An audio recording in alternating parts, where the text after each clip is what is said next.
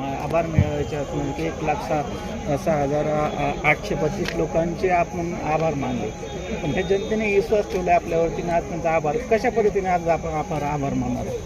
कसं आहे, गेल्या 20 तारखेला जे काही मतदान झालं ते 20 तारखेला निकाल लागला आणि गेले महिनाभर मी तालुक्याच्या कानाकोपऱ्यात फिरत असताना मला सगळ्या गोष्टी ज्ञात झाल्या की घराघरातला माणूस हा माझ्यासाठी खूप जीव तोडून काम करत होता, प्रचार करत होता.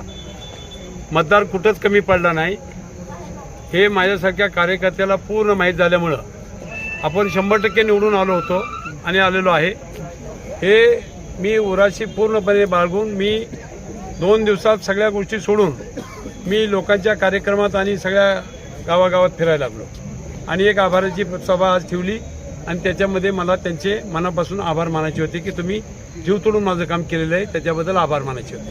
पण आता विरोधकांमध्ये की भाजपचे आता की मंत्रिपदावरती जाणार आहेत, तर काय त्यांनी मंत्रिपद मिळावं, त्यांना कॅबिनेट नाही मुख्यमंत्री करावं, आमची काही त्याला हे म्हणजे विरोध असं काय कारण नाही ना. त्यांना मुख्यमंत्री केलं तरी आम्ही त्यांचं स्वागत करू, तो काही विषय नाही.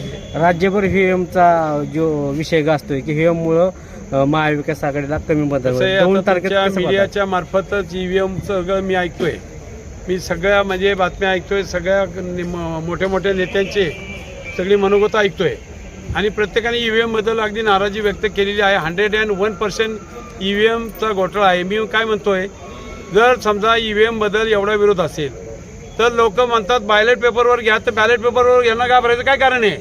त्यांनी बॅलेट पेपरवर घ्यावेत तर निवडणुका, त्यांनी काय फरक पडतो? तिकडून स्वतः दाखवून द्या ना तुम्ही की आमची अशी ताकद आहे, ते का दाखवत नाही, तिथं का घाबरतात? याचा अर्थ कुठतरी काहीतरी गफला आहे ना, तो काय नाकारता येत नाही. या संदर्भात जिल्हाधिकारी निवडणुका वगैरे काही गेले नाही. आता ते आपण 4 EVPATचं हे केलेलं आहे, ते काय काय होईल ते आता आज नाही सांगता येणार. जे काय होईल त्यावेळेस ते तुम्हाला त्याचा आढावा देऊ आम्ही. 1,00,000 लोकांनी आपल्यावरती विश्वास ठेवलाय आणि त्यांच्या अडचणीला ह्या पुढे आपण दूर करण्यासाठी मी आता माझ्या भाषणात सांगितलंय की मी रात्रंदिवस मी झोपतो काय तेवढाच. गेली आता 50 वर्षे मी राजकीय जीवनामध्ये काम करतोय, 75 सालापासून. कालही करत होतो, आजही करतोय आणि उद्याही करत राहणार आहे. त्याच्यामध्ये कुठेही कमी पडणार नाही. कार्यकर्त्यांमध्ये सध्या भीतीचं वातावरण आहे. भीतीचं वातावरण म्हणजे सत्तेचा गैरवापर करून लोकांना नाहक त्रास देणं हे आत्तापर्यंत गेल्या 10 वर्षात घडलेलं आहे. इथून पुढच्या 5 वर्षाच्या काळातही ते घडण्याची शक्यता नाकारता येणार नाही. पण त्याला जशाच तसं उत्तर आम्ही निश्चितपणाने देऊ, त्याला कुठं आम्ही कमी पडणार नाही. वेळ पडली तर प्रचंड मोर्चे काढू, अजिबात कुठं त्यात कमी पडणार नाही.